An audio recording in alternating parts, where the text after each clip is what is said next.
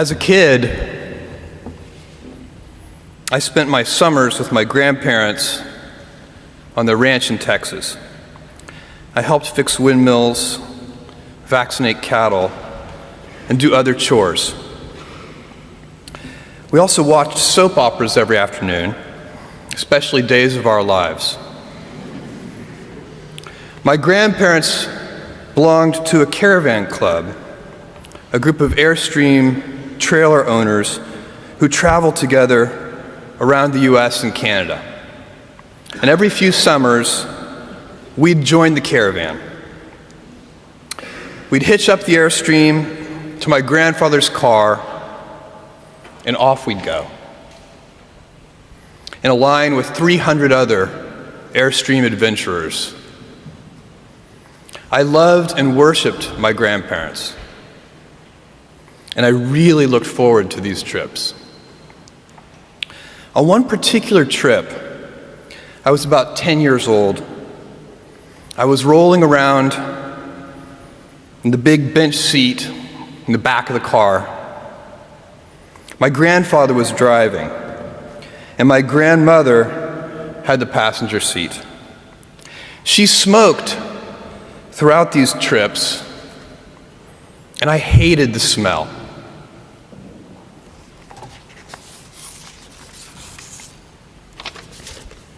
At that age, I'd take any excuse to make estimates and do minor arithmetic. I'd calculate our gas mileage, figure out useless statistics on things like grocery spending. I'd been hearing an ad campaign about smoking. I can't remember the details, but basically the ad said, every puff of a cigarette takes some number of minutes off of your life. I think it might have been 2 minutes per puff. At any rate, I decided to do the math for my grandmother. I estimated the number of cigarettes per day, estimated the number of puffs per cigarette, and so on. When I was satisfied that I'd come up with a reasonable number, I poked my head into the front of the car, tapped my grandmother on the shoulder, and proudly proclaimed, "At 2 minutes per puff, you've taken 9 years off of your life." I have a very vivid memory of what happened next, and it was not what I had expected. I expected to be applauded for my cleverness and my arithmetic skills. "Jeff, you're so smart. You had to have made some tricky estimates. Figure out the number of minutes in a year and do some division." That's not what happened. Instead, my grandmother burst into tears.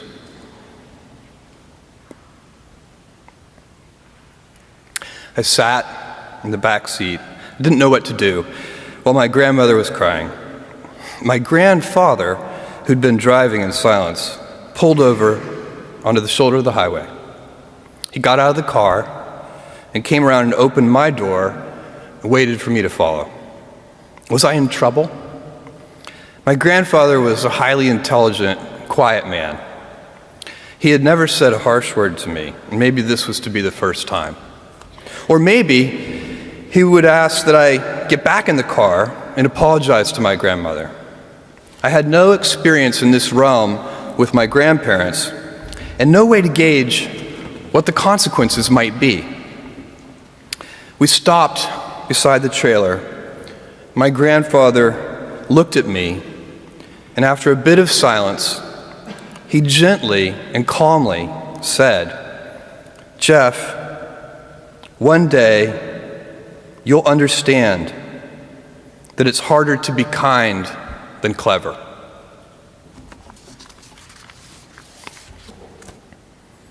What I want to talk to you about today is the difference between gifts and choices.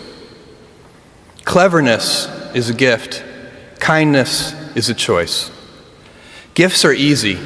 They're given, after all. Choices can be hard. You can seduce yourself with your gifts if you're not careful, and if you do, it'll probably be to the detriment of your choices. This is a group with many gifts. I'm sure one of your gifts is the gift of a smart and capable brain. I'm confident that's the case because admission is competitive. And if there weren't some signs that you're clever, the dean of admissions wouldn't have let you in. Your smarts will come in handy because you will travel in a land of marvels. We humans, plodding as we are, will astonish ourselves. We'll invent ways to generate clean energy, and a lot of it. Atom by atom, we'll assemble small machines that can enter cell walls and make repairs. This month comes the extraordinary but inevitable news that we've synthesized life. In the coming years, we'll not only synthesize it, but engineer it to specifications. I believe you'll even see us understand the human brain. Jules Verne, Mark Twain, Galileo, Newton, all the curious from the ages would have wanted to be alive, most of all, right now.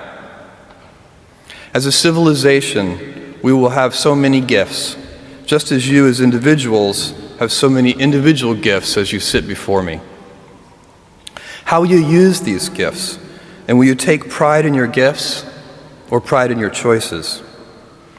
I got the idea to start Amazon 16 years ago.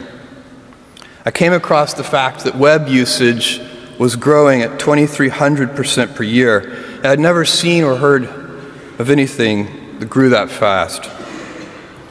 And the idea of building an online bookstore with millions of titles, something that simply couldn't exist in the physical world, was very exciting to me. I just turned 30 years old, and I'd been married for a year. I told my wife, Mackenzie, that I wanted to quit my job and go do this crazy thing that probably wouldn't work, since most startups don't, and I wasn't sure what would happen after that. Mackenzie, also a Princeton grad and sitting here in the second row, told me I should go for it. As a young boy, I'd been a garage inventor. I'd invented an automatic gate closer out of cement-filled tires, a solar cooker that didn't work very well out of an umbrella and aluminum foil, baking pan alarms to entrap my siblings. I'd always wanted to be an inventor, and she wanted me to follow my passion. I was working at a financial firm in New York City with a bunch of very smart people, and I had a brilliant boss I much admired. I went to my boss and told him I was going to start a company selling books on the internet.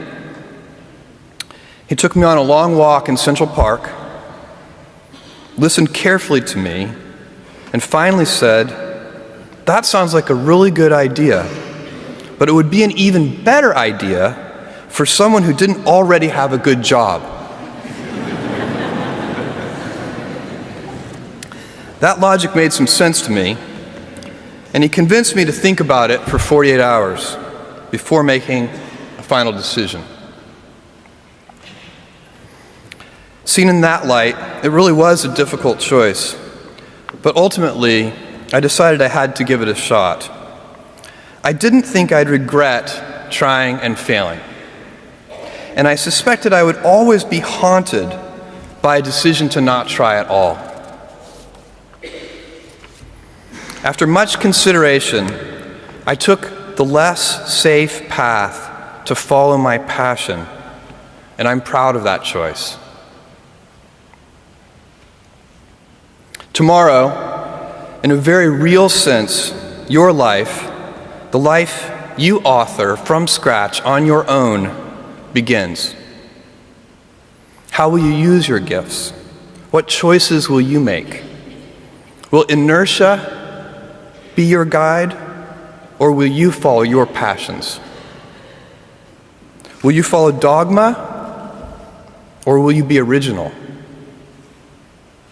Will you choose a life of ease, or a life of service and adventure? Will you wilt under criticism, or will you follow your convictions?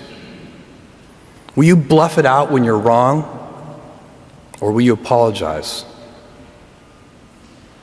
Will you guard your heart against rejection, or will you act when you fall in love? Will you play it safe, or will you be a little bit swashbuckling?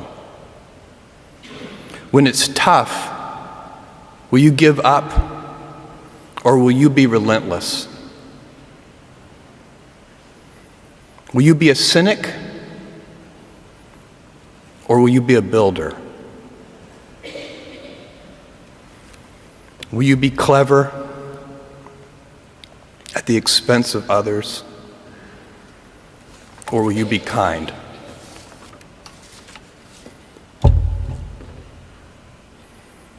I will hazard a prediction. When you are 80 years old, and in a quiet moment of reflection, narrating for only yourself the most personal version of your life story, the telling that will be most compact and meaningful will be the series of choices you have made. In the end, we are our choices. Build yourself a great story. Thank you, and good luck.